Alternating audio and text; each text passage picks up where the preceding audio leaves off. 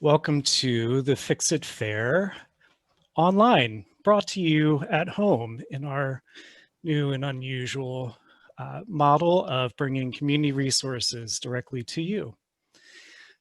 Tonight we have our guests from the Portland Water Bureau joining us. Take it away. All right. Hi, everyone. Thanks so much. We're excited to be here. Before we start, I did notice one person is on the phone.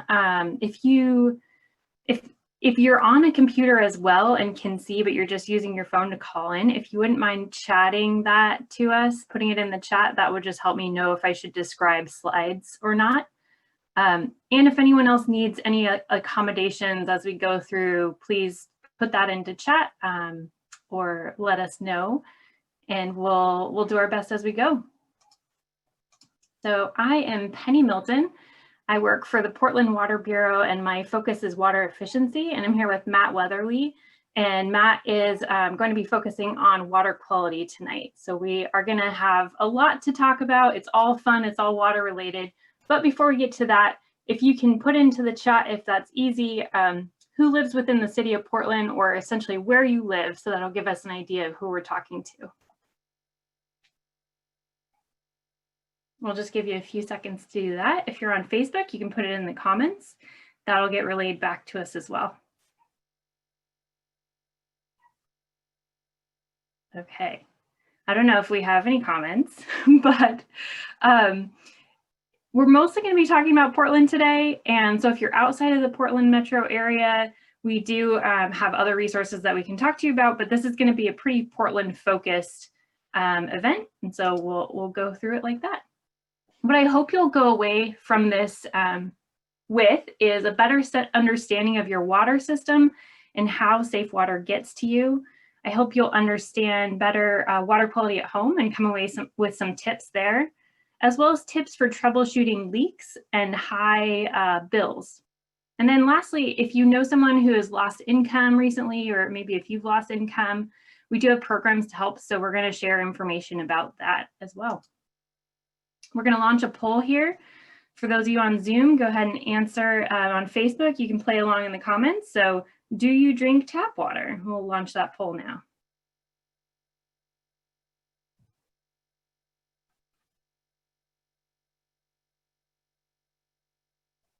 Give it a few more seconds.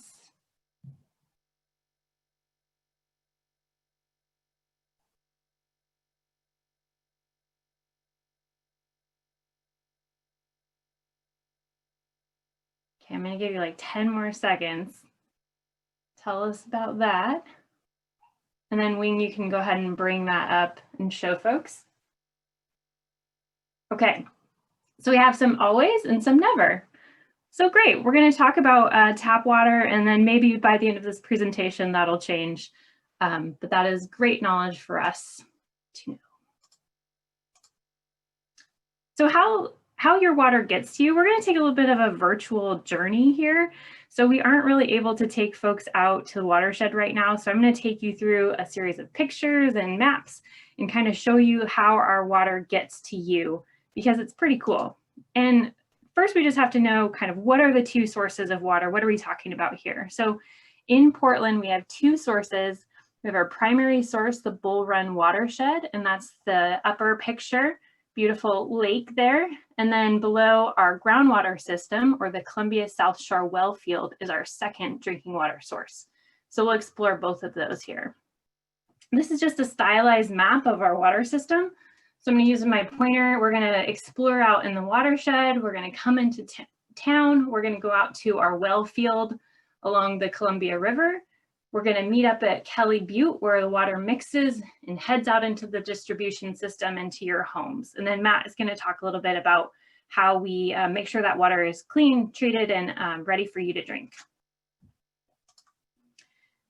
But what is a watershed, right? I just said Bull Run watershed. So this diagram tells us a little bit more about that.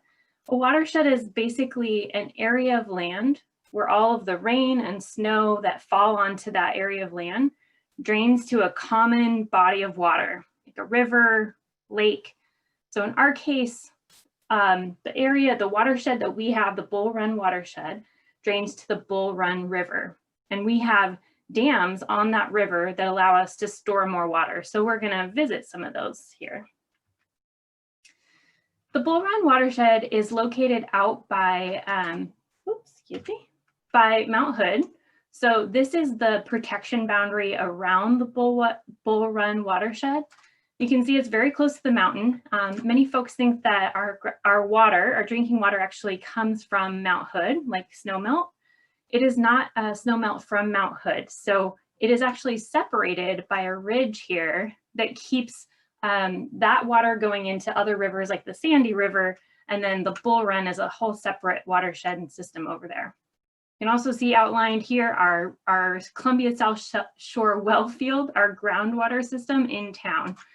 And one thing to note is you might be able to tell by just the aerial here, this is all forested area. So it's a super protected national forest. It's in the Mount Hood National Forest, and it's just a really unique watershed to be that protected, which is great for our water quality. Here we've got some kids who are testing turbidity. So turbidity is the amount of stuff that is floating around in our water, and we don't want a lot of stuff in our water. I mentioned that our water doesn't come from Mount Hood, and that's a good thing because water coming off of Mount Hood has this glacial silty stuff that gets in the water and causes higher levels of turbidity, right? The Sandy River is called the Sandy River for a reason. And in our watershed, we have rocks that are very hard and are not as easily eroded. So those are Columbia River basalt rocks. And that means that we end up with this very clear, very clean water to start with. And this is just an example of your drinking water out in a stream in the watershed. So this is where your water comes from. Of course, it's not treated, so you couldn't just, take a water bottle out of that, but essentially, this is your drinking water.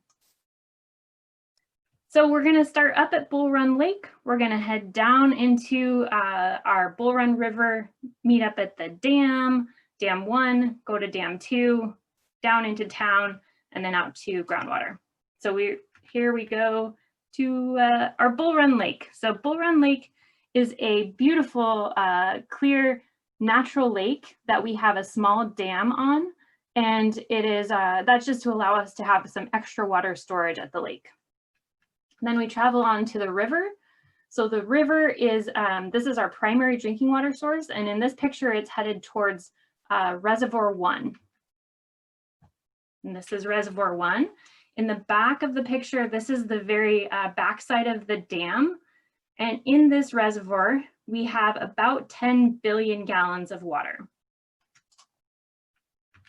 Here's another picture of the dam. This is during construction. The dam was finished in 1929. And then a more recent picture of the beautiful dam. So again, this is super important for storage, water storage. And the reason we need water storage is because during our summers, we have very hot, dry summers where it's not raining. So we need to have that additional storage to be able to continue to serve Portland all the water that we need throughout the year.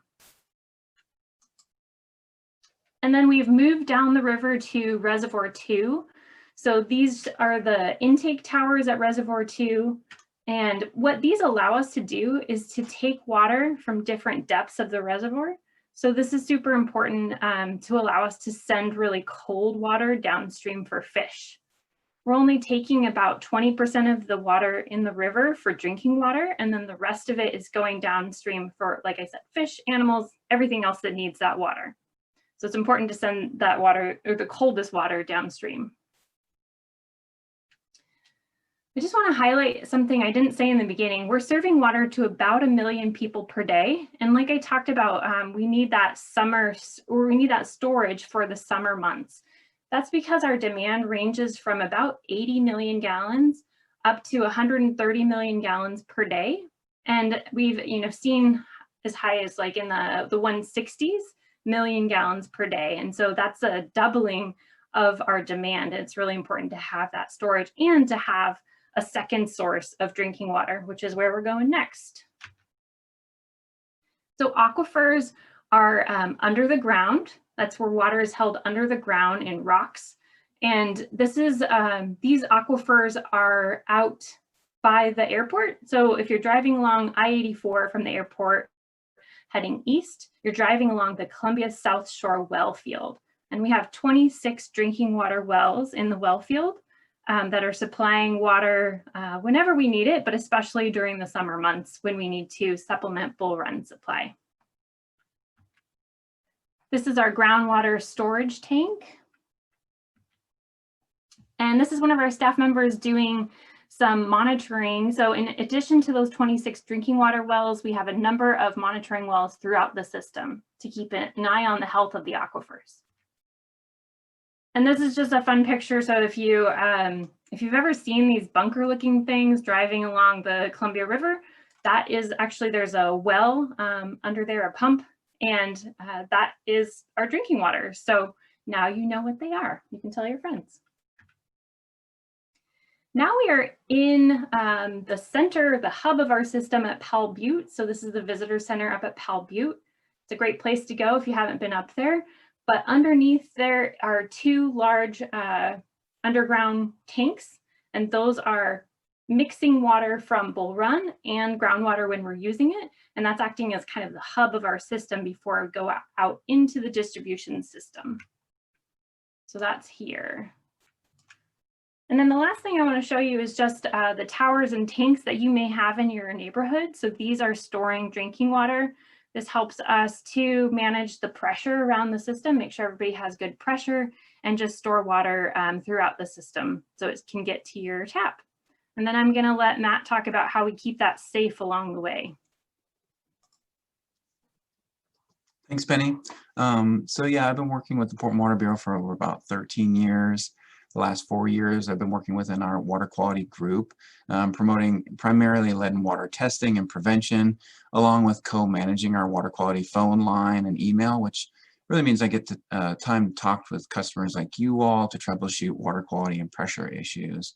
And as your water provider, we see public health and the delivery of safe drinking water as our main priorities. And of course, everyone has their favorite ways to use water, but you may not know what goes into the whole process to make sure it's safe. So I'm just going to briefly take you behind the scenes, but before I do that, I wanted to just run a quick poll just to ask how many people believe that we filter our drinking water, or think that we filter our drinking water. And we have the poll up right now, and I'll just wait for a second. So this is always just an interesting one. You know, 2 out of 3, you know, believe that we do filter our drinking water. In fact, we actually don't. We do minimal treatment, and we actually don't filter our water currently. And I'll go into a little bit more about that in just a little bit. So our recipe for delivering safe drinking water, we really see it as managing it from the source to the tap. And as Penny mentioned, that starts with watershed protection. And so our watershed has really restricted access. There's no public access. So there's no other development up there. There's no industry or logging practices or anything. But our recipe also includes monitoring, treatment, and maintenance of our system. And so when it comes to monitoring, as seen in this example here, you know, we evaluate stream flows, wildlife activity, and many other like water quality parameters for, you know, current conditions, long-term trends. And by studying that, we're able to closely monitor our water quality before we actually do treatment. So the next step in delivering safe drinking water is treatment. We have minimal treatment. We add a small amount of chlorine for disinfection and a little bit of ammonia to extend the longevity of that disinfection. And when you combine those two, that makes a chloramine. And that just means that it's able to do its job in protecting our drinking water while it makes its way through our system. Third, we add a little bit of sodium hydroxide to adjust the pH, meaning we just adjust the acidity of our drinking water slightly, just so it's less corrosive for indoor plumbing. And a lot of people ask questions like, do we add fluoride to our drinking water? And we do not. In the future, we are going to make some improvements to our what we call corrosion control. So we are going to be adjusting the pH and the alkalinity of our drinking water, and I'll be going into that more with talking about lead. And then by 2027, we'll be installing a new filtration system. So as I said earlier, we're not filtered, but in a few years we will be. So after treatment, we can't just walk away and say, well, you know, our job's done, we're fine. We actually have over 2,200 miles of pipe in our distribution system. So we've strategically located about 95 monitoring stations. We have more than that, but those are the ones that we typically test for basically Monday through Thursday. Our certified field samplers are out there to check basically our system vitals. This allows us to, you know, kind of gauge the effectiveness of our treatment and make adjustments as necessary. So our field staff are bringing in about 11,000 samples a year roughly, and our lab techs are analyzing about 49,000 water quality tests. They're doing analysis on all of those. Those are coming from the watershed as well as from the city. And all our samples are validated by our lab and reported to the Oregon Health Authority, which is the regulatory body that oversees us. And we're sending that information on a monthly basis. And as you can tell with some of these images, even before COVID, our lab techs wear masks when doing any kind of bacterial analysis, just to prevent any kind of cross-contamination. But with COVID, our lab staff and anyone entering that, including myself, we take extra precautions just because we need to make sure that hospitals, coffee shops, fire response, you name it, it's all able to still continue to receive water during COVID. System maintenance and pressure, those are also two major important parts of our system. So after we have watershed protection, monitoring treatment, laboratory analysis, we also have to make sure that our system is well maintained and we have adequate pressure. So some of these images with the snow, that was a few years ago. I think it was 27 degrees out. That's our main break season. So that's when a lot of our repair goes on. We do this year round, but we still have to get the job done even when it's cold out, even like currently. We also, Penny showed the outside of our storage tanks. We also have to go inside of those and clean those and do condition assessment. But mainly we're doing all of this maintenance just so that we can make sure that we have adequate pressure at your tap.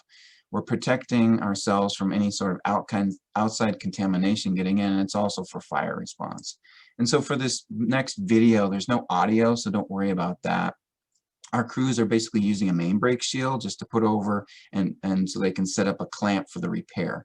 We're doing this because we want to make sure that you aren't going without water while we're making the repair. But you can also tell that the water is being pushed out, so that's protecting our water source and having adequate pressure for yourself, your home, and for fire response, as I mentioned. So while we do the bulk of the water, of the work to deliver water to you, we also see water safety as a shared responsibility. And so, especially when it comes to, you know, lead in drinking water. So epidemiologist Dr. Eric Fagel explains it really succinctly. And one of the videos that I watched him as a panelist with a Harvard discussion, basically he was just saying that, you know, medical issues, common things like high blood pressure, heart disease, cholesterol, you know, there's lifestyle, diet change, or even medications. But really when it comes to lead poisoning, especially for young children, the damage is permanent. So how do you know if your drinking water is safe? So as I mentioned earlier, we treat our drinking water by adjusting the pH and making it less corrosive for indoor plumbing. And we're also one of the first water utilities to voluntarily offer a lead and water testing program to all of our Portland customers. And so we mail out thousands of those annually. And if you have high results, we're going to give you a call and talk to you about ways that you can reduce that. And I'll share later on ways that you can request a kit as well too. So where does lead come from? So we do not serve water with elevated levels of lead. But once the water enters a home, depending on a number of factors, the home's plumbing could be contributing to higher levels of lead. So as a homeowner or property manager, you're responsible for maintaining the service line, basically that runs from the meter to the home, as well as the indoor plumbing. So many people believe it's really older homes in the Portland area that might have higher levels of lead. So with the next slide, galvanized plumbing could be mistaken for iron pipe or lead pipe, excuse me. And so you could do a magnet test. You could put up a magnet, and if it sticks to it, that's galvanized or iron pipe. it's very, very unlikely. In fact, we haven't had a case for that for a home in the Portland metro area to have lead pipes. It is typically iron or galvanized pipes. It's more common in like Boston, Chicago, Detroit, or Baltimore, those kind of upper states. So luckily we don't have lead service lines, but the sources could be kind of less known. It is more commonly found with copper plumbing, specifically homes built between 1970 and 1985. It was common that the joints were connected with lead solder, so that's a higher risk. And you may not know that because most of your plumbing's behind the walls. Sometimes you can seek it out underneath your kitchen sink or maybe by like a hot water tank to kind of get a little examination, but really testing your water is the most important thing you can do. And while lead solder was banned in 1985, legislation is just lags behind science. So fixtures older than 2014, they could contain higher levels of lead in the actual brass hardware. So again, if you don't know the age of your home, you don't know if it's ever been replumbed, or in some cases I've even had a situation where, you know, a father-in-law had great intentions. He went and replumbed a couple's home, but he ended up just using some old leaded solder that he had laying around, and unfortunately now, you know, their home is at higher risk. But I'll talk to you about ways that you can reduce that, which is really, you know, testing it first. So a couple of the recommendations that we provide to all of our customers, and despite whether, you know, you have high results or not, is really running your water, getting fresh water from the tap, and obviously using cold water, because the higher risk homes are the ones from 1970 and 1985. You know, run it for 30 seconds to 2 minutes, or really sort of when it's starting to get colder to the touch. That way you're removing any sort of corrosion that's occurred, and you're kind of flushing out the pipes in your system, because as I mentioned earlier, the water that we serve doesn't have elevated levels. And again, use cold water. Hot water can increase corrosion, and so that could also, and hot water tanks also, because they are made of metal, they also could be contributing to higher levels of other metals as well too. There's filters as well too, end of faucet ones, what we call them, or pitcher style ones too, both of which I can talk to you more about if anyone has any questions. Let me know at the end. And also if you ever have any like discolored water, I can also answer some of those questions as well. So ordering a kit, we partner with Multnomah County. They do the bulk of the work as far as requesting kits from yourselves and other customers. So give them a call or go online and request a kit if you haven't done so. Or if it's been a few years, feel free to test it again. And so they're taking the requests. They send us a list. I actually just received a list about an hour ago that I'll be sending out 100 or so kits to some customers later on. And while the, you know, Multnomah County is sending those to us, we're doing the bulk of the work getting those kits out, and then also doing the lab analysis by our state accredited lab. We do recommend that you really follow the instructions carefully so that we can provide most accurate results, because it's really about your health that we're looking out for. So most importantly, there's instructions. You don't have to remember all this, but you know, don't use water for at least 6 hours before collecting your sample. That includes indoors and outdoors. If you've been away for a long weekend, you think, well, maybe I should just collect it now. We will analyze it, but it's not really represented of your day-to-day use. So we would prefer that it would just be kind of between like a 6 to 18 hour period, and collect it just from one faucet. There's some customers that have decided, well, you know, if I collect it from multiple, it's more representative of my home, and that we'd end up having to redo the test because it won't be representative. Typically we like to test from the kitchen, but we'll test from other places like your bathroom as well too, but we just like to have one sample representing one location. And again, if you've got your kit and you have questions at the time, feel free to give us a call, and we can also provide a number of kits in translation. So if you have neighbors, friends, or anyone else that would like it in another language, we may be able to accommodate that as well too. So the next thing in regards to purchasing products, really be aware of the types of products that you're purchasing. So there's some lead-free valves, and typically they are going to be labeled, and they should be labeled lead-free, which means 0.25%. That is lower than low lead. So that was another regulatory sort of term that was used, and that's 8% lead. If you see some terminology that says no lead, that has no regulatory meaning. It's more similar to like natural flavoring in products, which also doesn't have any regulatory meaning. And in the bottom corner, there's a picture of bathtubs and outdoor spigots. Those are exempt and not considered potable drinking water sources. So just be aware of that and flush those if you ever consider needing that for a drinking water source. Childcare, we offer free childcare testing to all of our providers in Portland. That's free of charge. And then if you're concerned about your child's exposure in a home, feel free to request a blood level test with your doctor. Multnomah County, typically pre-COVID, they would offer pop-up clinics that are free to young children. They're not currently doing that, but they do COVID-safe investigations. So if a child does come back with higher blood lead levels, they will work with you. And then the final slide, I believe, is just a picture of myself and KT, our contact information. So at any point, if you ever have any questions, you can feel free to give us a call. And again, we have translations. So if you know anybody that needs that, we're able to accommodate. And I'm handing it off back to Penny. Thanks. Yeah. Okay, we're going to dig into what maybe you care most about, your water bill, and how you can reduce that and other ways that we can help. So another poll for you, how much water do Portlanders use on average per day? So gallons per day, go ahead and lock in your votes.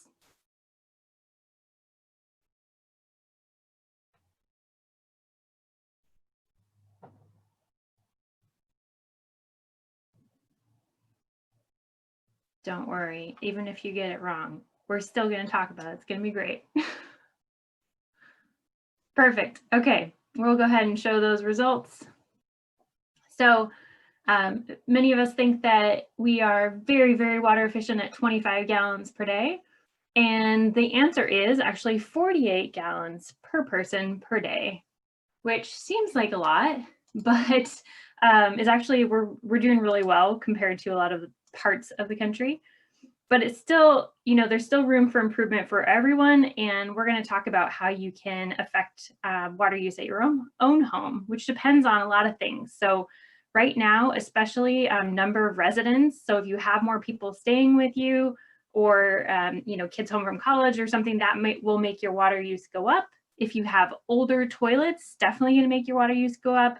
But on average, you can see, so there is, on average, we use about 15 CCF per quarter. So this diagram shows 15 CCF per quarter, or if you divide that by month, that's 5 CCF per month. But Penny, what does CCF mean, right?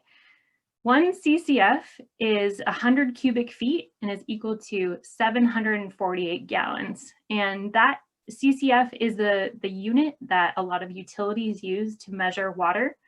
And I don't know why, but I know how to help you figure out how many gallons, which is multiply the number of CCF by that number, 748, or call me or use our online calculator and you can do it really quickly. So we'll send out some links. We'll put them with the video follow-up for you to check out. But just know on average about 48 gallons per person per day. And we're going to talk about how to bring that down. So toilets are the highest water use fixture or thing in our house. You can see, closely followed by showers, and leaks are surprising at 12%. So we want to definitely get rid of that 12% because we don't even get to use that water. So this is based on a national study. Portlanders are included in this study, but it's people from across the country, and it's only looking at indoor water use for this particular slide.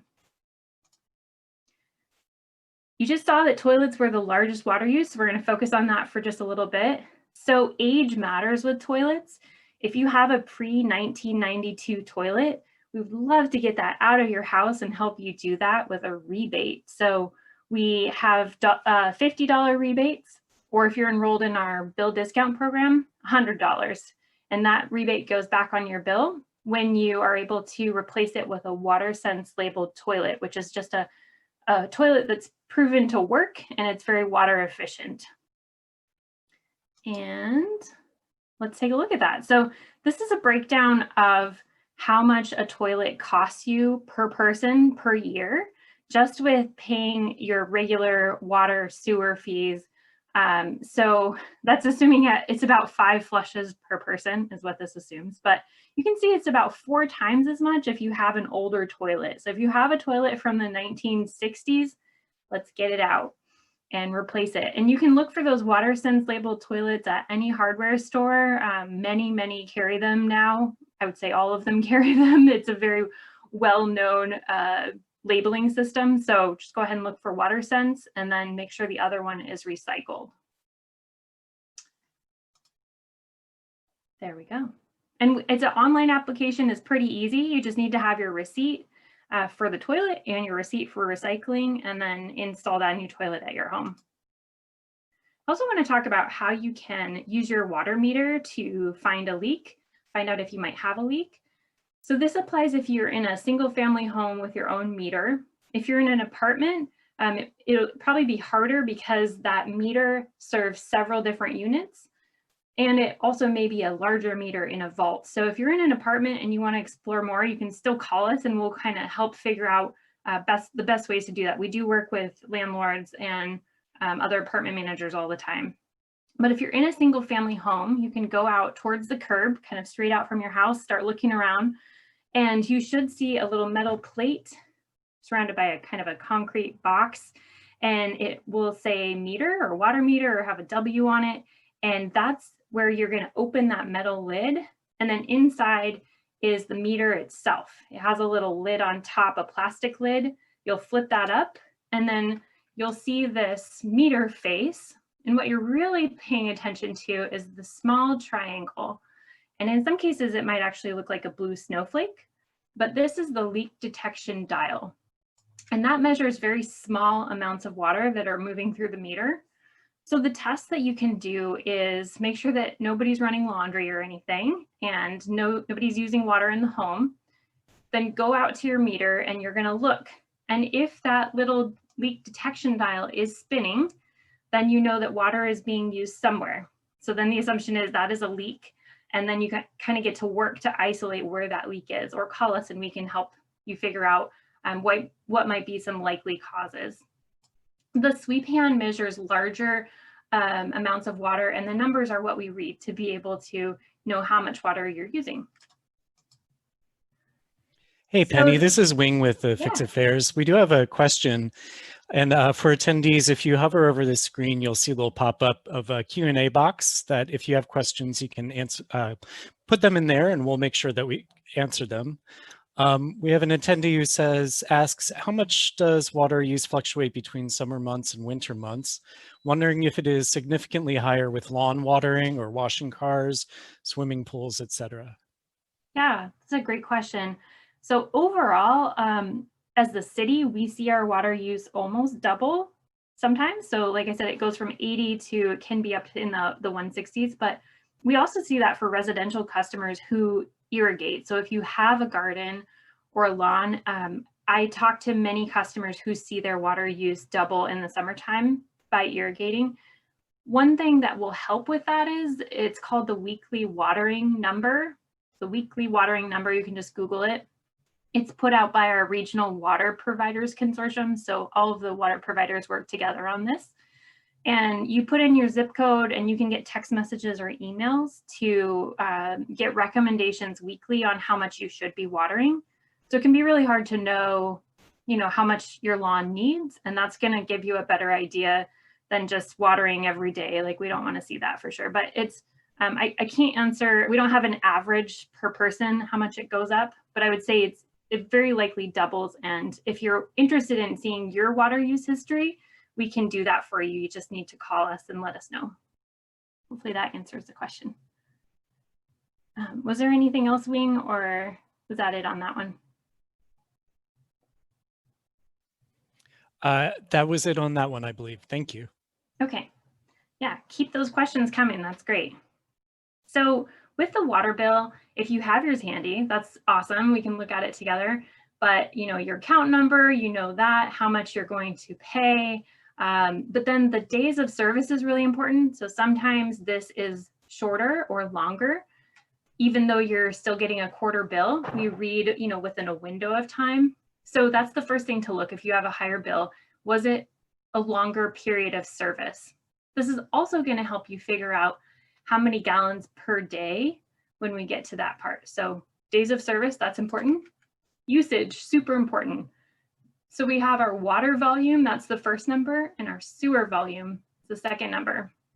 And you might wonder why those are different in this case. So we have a meter on your water coming in. We don't have a meter on your sewer. So how that's calculated is it's the average water use during the winter months, when we assume that you are using water indoors and that is going down the drain and being cleaned as a part of the sewer system, right? But in the summertime, as that person just asked, you know, a lot of that water is going outside in pools or in your garden, etc.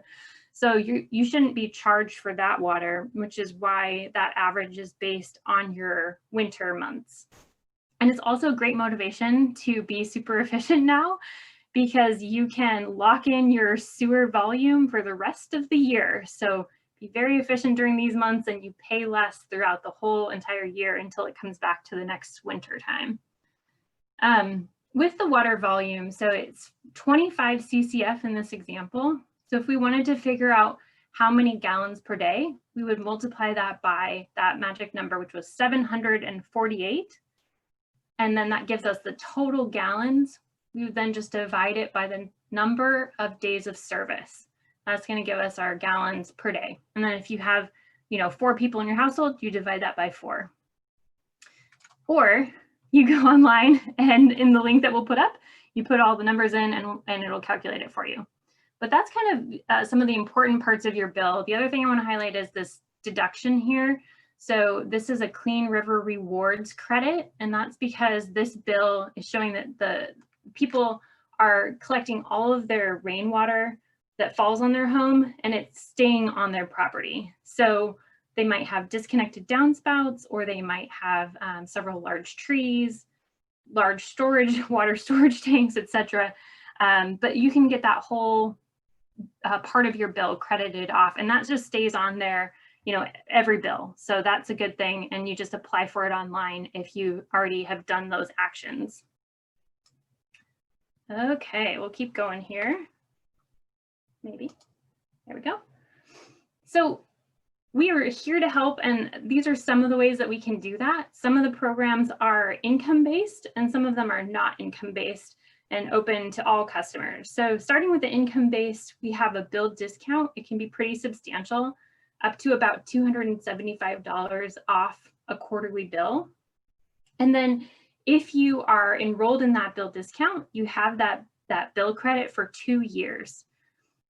Also, if you're enrolled in that program, you have some other benefits like free water leak repair. So the leak and fixture repair program is free for you if you're enrolled in that bill discount and you own your home. So definitely call us if you have water leaks, and we can help get a plumber out there for free.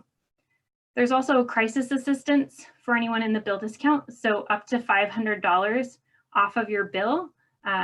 It's kind of like a one-time credit if there is maybe like a large leak that happened or just something going on in your life that you need a little bit extra help that quarter. That is definitely available for you every 12 months. And then there's a number of programs that you can, just different ways to pay your bill, like payment arrangements. You know, whoever you are, if you just need to pay $20 now and then break that up, you just call us and we'll work with you to set up a payment arrangement that works for you. You can do monthly billing, online statements, and then we do leak adjustments. So if you find and fix a leak, please remember this somewhere in your brain and call, because we want to be able to give you a credit back based on what would be more of a normal bill for you. So we can't credit the whole thing, but we want to take off some of that large expense that was due to the leak. And then we're going to talk in a second about conservation devices and assistance, and that's kind of my department. We give out free conservation devices and offer technical assistance in conservation.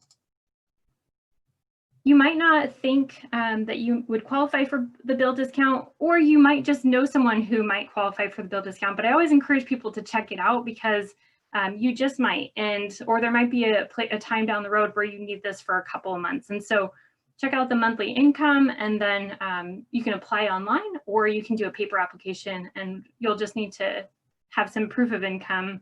But actually during this time, just please apply, because we're moving people through quickly because we know that this is a challenging time for a lot of people.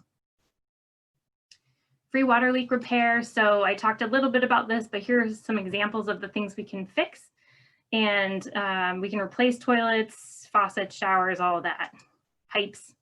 We also give out free conservation devices that include shower heads, faucet aerators, these dye detection tablets here in the middle. They're basically concentrated food coloring, but they can help you find toilet leaks. So you put a dye tablet in the toilet tank, let it sit for about 10-15 minutes, don't flush.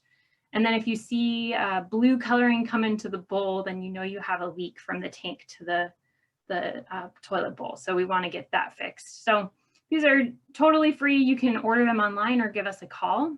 And probably the best thing to remember is just call customer service when you have questions about your water, sewer, or stormwater bill. And so you can also reach out to us directly at the Water Efficiency Program, conserve@portlandoregon.gov, or my direct cell for work is right there. And I would love to talk with you about your water use. So we're going to open it up to questions, and go ahead and type them into the Q&A or comments online, and or call us later. We'd be happy to talk with you. Thanks.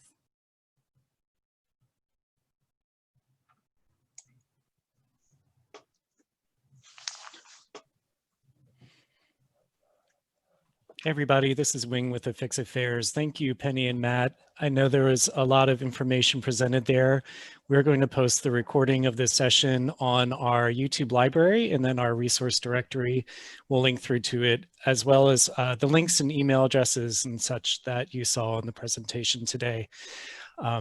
So that will be up soon. We'll be sending that out again through our Facebook page, social media, and then our new e-newsletter as well. And I'll post some links in the chat that people can find us a little better. Great. Yeah, and this is new territory for us, doing these workshops online. So I think you're going to have a question after you leave the webinar, but please give us feedback if there's anything that we can do differently, or things you want more or less of. That would be really helpful. And it sounded like, were there any other questions? We'll give people a few minutes. You might be grabbing your bill. Hey, Penny, I am seeing a couple questions come through, so I'll read them out for you. One is, my bill seems so high, I think it may be from a leak somewhere. Yeah, okay. So you can always call. So 823-4527, I'm gonna go back here. So the conservation hotline, this is a great number to write down. But I would start with toilets. So if you have food coloring at home, put 10 drops of food coloring in the toilet tank, let it sit, and do that same test. Toilets are often the culprit. I just had somebody who had an 800-gallon per day toilet leak. And that is not uncommon, unfortunately. We've seen toilet leaks that have been measured up to 5,000 gallons per day, which is crazy, and you'll hear it at that point. But toilets is where I would start. You can also do that meter check test, and then feel free to call if you want to talk through some other ideas, but that's where I would definitely start. Thanks, Penny. And the next question is, do you ever run how-to classes on installing rain barrels? We don't.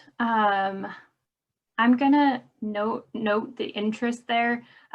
Not that, so the Bureau of Environmental Services, our kind of like sister department, has some guidance on installing rain barrels, and maybe I can put that into the chat or something so you can see it, but you can also Google that. For us, rain barrels are great, but we get so much rain in Portland that you really have to have a lot of them, or you have to be able to safely take the water that's going to overflow from the rain barrels and make sure it gets out into a safe part of your lawn and doesn't just overflow into your foundation. So I don't want to discourage rain barrels. I just want to make sure you do it safely. And there is some guidance online through the Bureau of Environmental Services that would help with that, but we don't have a class on it right now. Thanks, Penny. Okay, and then we have a few questions together. Why are we charged so much for our sewer? the sewers 2 or 3 times more than water, is there a way that we don't have to pay so much for our sewer bill? Matt, do you want to start with that and maybe I can jump in? I don't know. It's kind of out of our realm, but. Oh, yeah, I mean, your bill that you're receiving, it's a combination from, like Penny mentioned, the Bureau of Environmental Services. So they actually do maintain all of the sewer infrastructure while we maintain really the water portion, but it's easier to just get one bill. But then our budgets are different, so that's why they're separated out.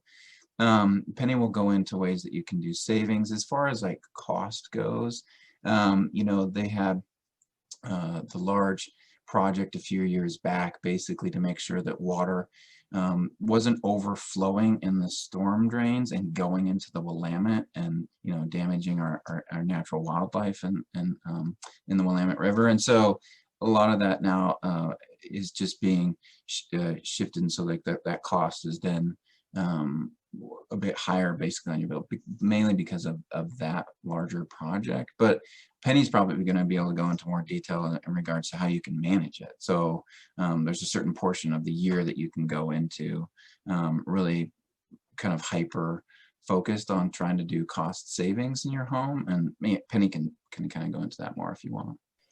And I'll note there's an add-on if you know when there's a stop date for being charged for that work, the big dig or big pipe. Oh, that's a good question. We'd probably have to get back to that one. I'm not sure. Yeah, I hear the question, and I don't have all of the information that I need to give a good answer as far as what makes our sewer costs the way that they are.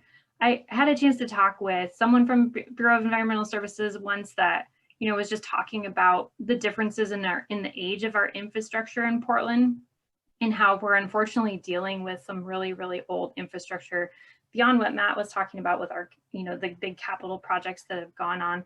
So I don't know. I'm not sure what the best way to get information back to folks is, but we can definitely see if we can get a better answer from folks that know more about it. But as far as impacting your sewer charges, so you can always call the customer service line and figure out when your dates are for being for that average. So it's different for everybody when it happens. It's usually like sometime after November, between November and, you know, before April.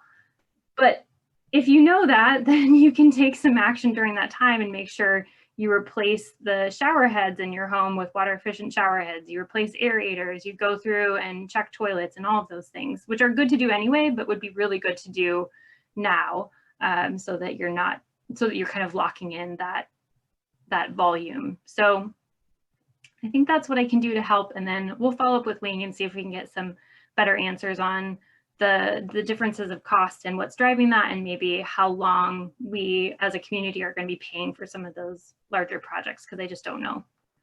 Yeah, just to add just a little bit to that. So like what Penny's saying is, you know, we set your sewer rates estimated. And so like she's saying, it's the springtime for whenever your bill lands, and it's capped. So your sewer rate is just capped at that period. And so if you're able to save more water during that time, the rest of the year, even if you use more water, you won't be charged more in your sewer rates. So that's the best time to do it, because that's when our meter readers are going out and setting your sewer, like checking your water, and then that's when we're going to be setting your sewer rate for the rest of the year, if that makes sense.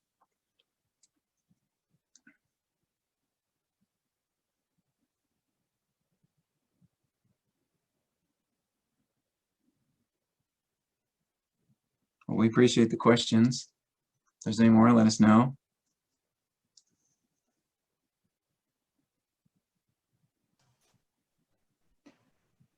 And I did find the link on rain barrels, so I'm gonna try to send that to Wing or figure out if I can get that out to you. Was there anything else, Wing? I don't think there is. Thank you so much for joining us, Penny and Matt. Really appreciate it.